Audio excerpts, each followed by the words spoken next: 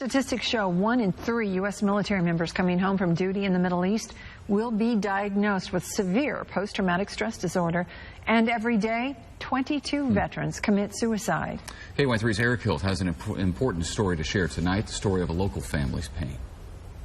Ethan and Lisa, 22-year-old Kendall Johnson was a Marine and a student at Missouri State. He fought his battle against PTSD by himself, and now his parents are fighting another battle. The yard outside this Willard home is filled with old glory. This is my favorite. The inside filled with old memories of a boy who grew up wanting to help others. He would help the special needs kids find their classes, and he actually, got in a little bit of trouble for being late for his own classes. That's why his parents weren't surprised when, at a young age, Kendall Johnson told them he wanted to serve his country. He was going to be a Marine, and he stood true to that, his entire life. He reached that lifelong goal in 2011, graduating from Camp Pendleton in San Diego and going overseas with the 0311 Security Force. You just felt like your heart was going to burst out of your chest. You were just so proud. Kendall returned to the Ozarks earlier this year. Then, in August, he enrolled at Missouri State University with the hopes of continuing to help others, this time as a doctor. He was excited about it. He'd go to school, come home, do his homework. But on October 17th, it all came to a sudden and heartbreaking end. Kendall was found dead inside his car at the Springfield Police parking lot. He had shot himself twice. It's just numbing. I don't know why people do what they do, why they do suicide. I don't know. But I kind of think that at that time he must have not felt like he could go on.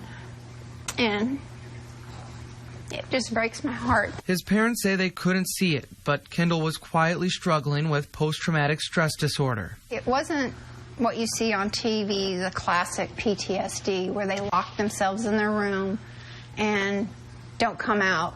But they say one moment stands out. One time she called me when I was out on the road and told me Kendall was being kind of hateful and stuff, and I called and talked to him. And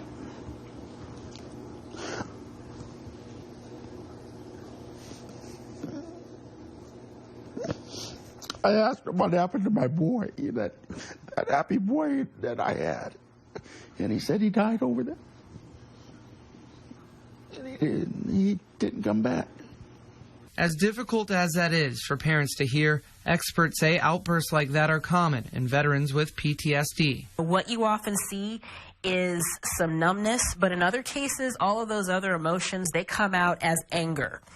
That's the only one that they feel safe to experience because there is a sense of being in control. Counselor Stephanie Starkey says the key is knowing what to look for. More and more information is available, much more than was prior, and at the same time, it still doesn't seem like it's quite sufficient. So now Kathy and Bob Davis are calling on lawmakers to do more to educate veterans and people close to them about PTSD. Send things out, to their parents or their husbands or their wives for signs to look for, who to call. We didn't know what you do.